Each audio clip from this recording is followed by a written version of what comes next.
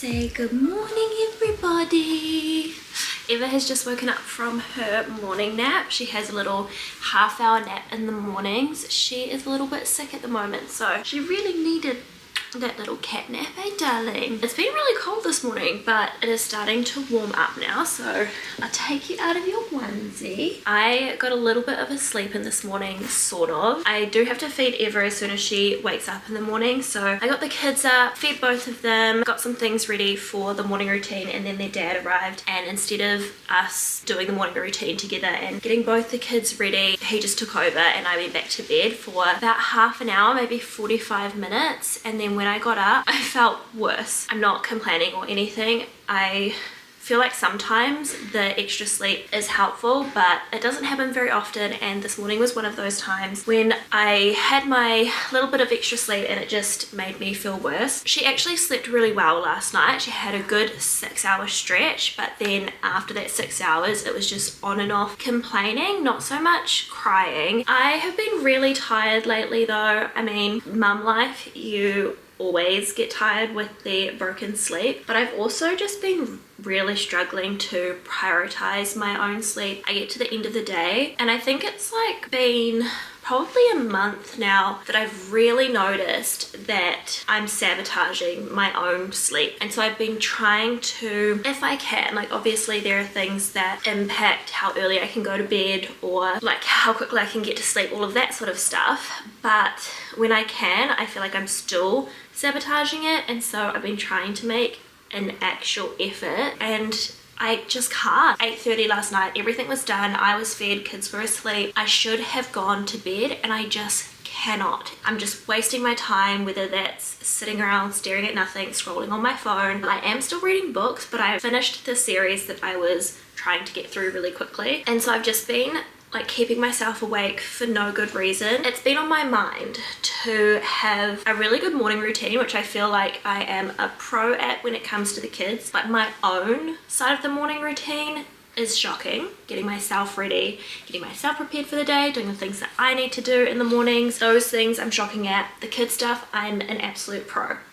If I do say so myself. But I'm thinking about an evening routine as well. Again, kids' bedtime routine is going great, but it's my own bedtime routine once they have gone to bed. During the day, I try to make sure that I am getting things done during the day so that once the kids are in bed, I don't have a lot on my plate left over. But I need to maximize my time once the kids have gone to sleep so that I feel like more rested and more calm, and sleep affects everything, not just for the kids but for me too. My motivation, my attitude, my appetite, everything. So I really want to make more of an effort there. At the moment I'm just so flat. I mean, it's been 4.5 years of me feeling pretty mellow, and so it's not like I expect too much of myself to be like super motivated and super happy during the days, but I know I can do that, and so I'm just going to try a little bit harder. So anyway, I still haven't got a plan for the evening routine, so that's something that I'll be thinking about today and then try to execute it tonight, because tonight is not a gym night. Gym nights are always hectic. See her biting on her hands?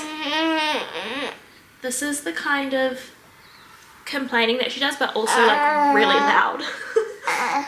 Hey. Oh, darling.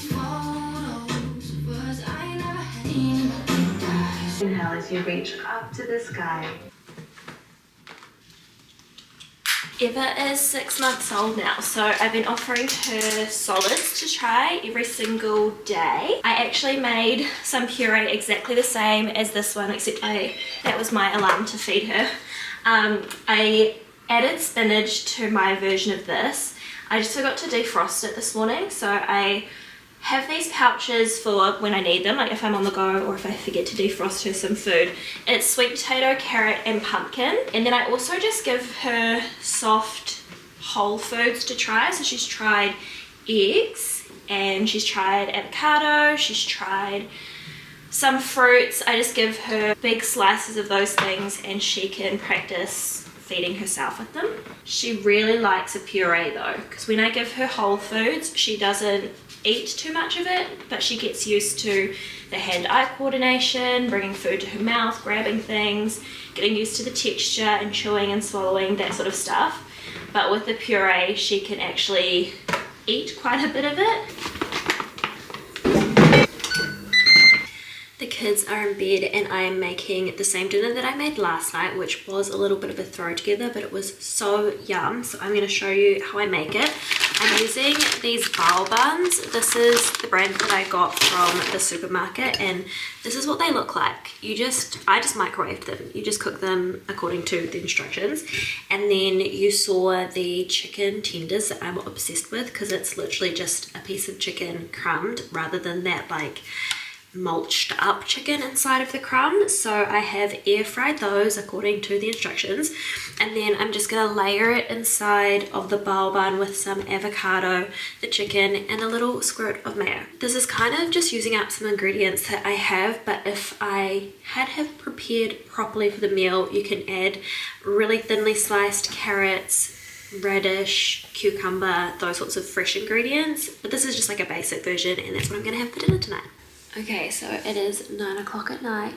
I decided that to help with my evening routines, as part of it, once I've had dinner, showered, and I'm like settling in to do nothing for the evening, that I write down my plan for the next day. Some of the things that really stress me out, like unnecessarily stress me out, is picking what meals I'm going to eat for the day.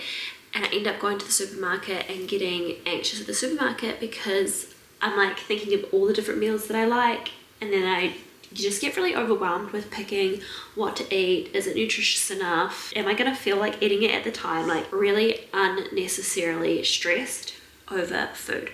So in the evenings, the night before, I'm going to plan my breakfast, lunch and dinner for me and the kids for the next day. And then I've also written what things I also will need to buy for those meals if I don't already have the stuff for it. And then I've also just gone over my to-do list for tomorrow as well. The things that I am planning on doing tomorrow with the kids. It is night 2 of implementing my evening routine, where I sit down and write a list of the things that I need to be organized for the following day. Can confirm that it is working well so far. Last night I did go to bed at a decent hour. I got really drowsy reading my Kindle in my bed as opposed to sitting up in the lounge where I just end up staying awake for hours reading. Today I have just finished my little list and it has motivated me to get up and prep my overnight oats, which is something that I need prepared for tomorrow. I already know what I'm going to need for the kids' food and the activities that we have planned tomorrow. Today, having done that last night, the day went so much more smoothly as well because I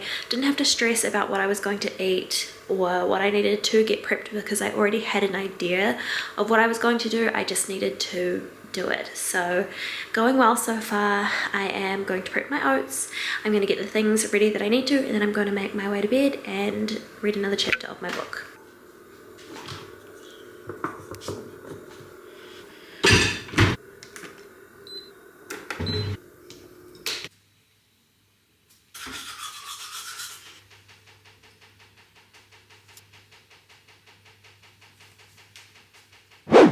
It is night 3. I've actually done my prep for tomorrow a lot earlier than I have the last couple of nights, so it's only 8 o'clock, and the other 2 nights I started at 9 o'clock, like right before I went to bed. But I've prepped everything for tomorrow. I do still need to do my little list of the plan for tomorrow so that I don't like keep thinking about it before I go to bed, all the things that I think I need to do, when I just need to like write it down and see that all I need to do tomorrow is X, Y, Z. I was pretty proud of myself as I was getting everything ready. I was feeling good, and I am still thinking that this is a great technique and that it is helpful for me. And then I remembered that I didn't get to visit Lovlies' grave today. So I lit her candle, and that has made me sad tonight. And I can feel that feeling that comes on when that heaviness settles, when everything is done and I'm alone. I can just feel that I would just sit here and waste away the hours. So given that I'm recognizing this behavior and I'm making an effort to not do this sort of thing, I've lit her candle. I'm gonna leave it lit while I have this chai turmeric latte. I wanted to read some of my book. I was in the mood to read some of my book. I'm not in the mood right now, and this is the problem, is that whenever I get like this, I'm not in the mood to do anything. It's not a very good cycle. Okay guys, it has been a good few nights of me implementing this new routine, trying to prevent myself from the opportunity to get into one of my lows, which I've really noticed usually happens at the end of the night when I'm alone, when everyone is sleeping. I've done everything around the house that needs doing, everything that I need to do for myself, and I'm just alone in the quiet. I'm more likely to slip into a low, and I'm not trying to prevent myself from feeling the things that I need to feel. I just find it really, really hard to pull myself out of this low and just go to bed. Like, I'm okay with feeling how I need to feel, and I know that when morning comes and my children need me again, I will snap out of it and I will get the things done that need to be done for my children. But I'm getting really, really tired during the day when I go into a low, and I end up wasting so many hours at the end of the evening when I really, really should be sleeping.